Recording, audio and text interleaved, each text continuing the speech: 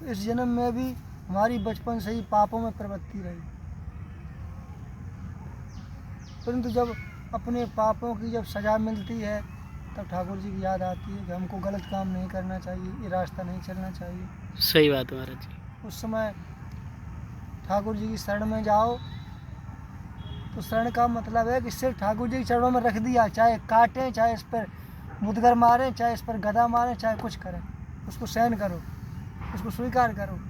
सही बात है ठाकुर महाराज जी जैसा अपने साथ करें उसको ठाकुर जी परम कृपा मान के स्वीकार करते जाओ। जी। सब कुछ त्याग के उनकी शरण में आ जाओ बस।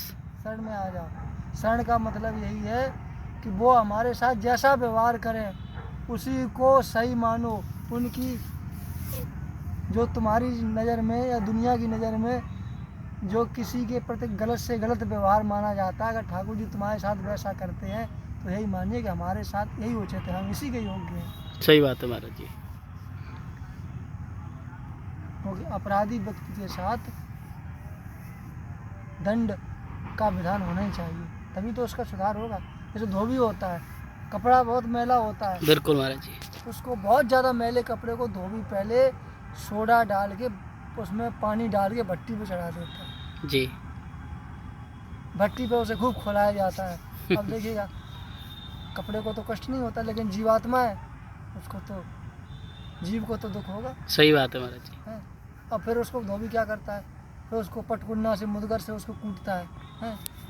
फिर कूटने के बाद उसको हाथों से जब रगड़ता है, पत्थर पे पचीड़ता है, तब कपड़ा एकदम पानी से धो करके निर्मल साफ हो जाता है। ऐसे ही दुष्ट से दुष्ट व्यक्ति को भी परमात्मा धो करके साफ कर डालते हैं, निर्मल कर डालते हैं, अगर उनकी शरण में सच्चे मन से जाना चाहता है, अपराधी से अपराधी व्यक्ति भी। हमारे साथ भी यही है, हम मानते हैं कि हम दुनिया के सबसे बड़े अपराधी हैं, मानते नहीं, पहले नहीं मानते थे। सही बात है महाराज। लेकिन जब ठाकुर जी का भजन करते करते ज्ञान होता जाता है, ठाकुर जी की कृपा से कोई निर्मलता आती जाती, तब बोध होता जाता है कि हम कितने गंदे थे। सही बात है महाराज। गंदे व्यक्ति को क्या पता कि मैं गंदा हूँ।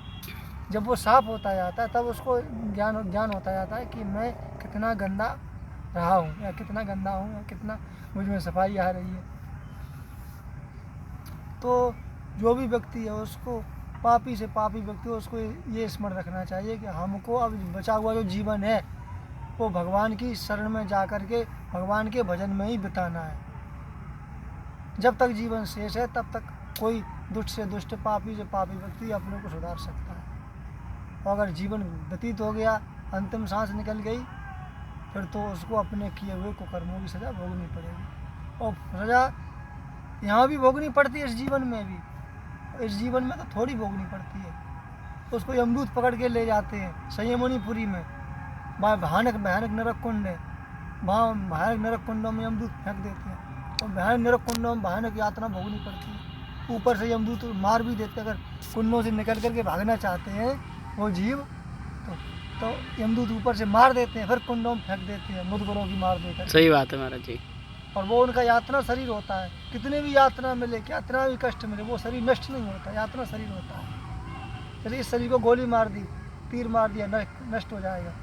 कष्ट तो होगा, नष्ट नहीं होगा। नष्ट नहीं होगा वो शरीर, कष्ट होगा लेकिन नष्ट नहीं नष्ट होगा। नहीं होगा। और वो ऐसे नहीं, कल्पों कल्पों तक वो यातना भोगनी पड़ती है, एक दिन की यात्रा नहीं होती है, सही बात है महाराज। कल्पों कल्पों तक।